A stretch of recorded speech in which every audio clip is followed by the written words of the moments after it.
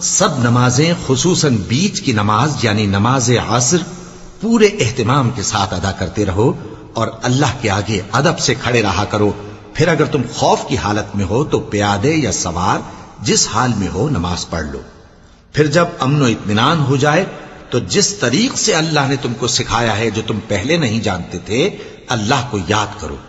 اور جو لوگ تم میں سے مر جائیں اور عورتیں چھوڑ جائیں وہ اپنی عورتوں کے حق میں وصیت کر جائیں کہ ان کو 1 سال تک خرچ دیا جائے اور گھر سے نہ نکالی جائیں.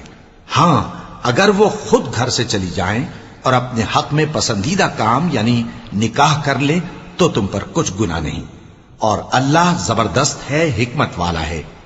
اور مطلقہ عورتوں کو بھی دستور کے مطابق نان و نفقہ دینا چاہیے. پرہیزگاروں پر یہ بھی حق ہے.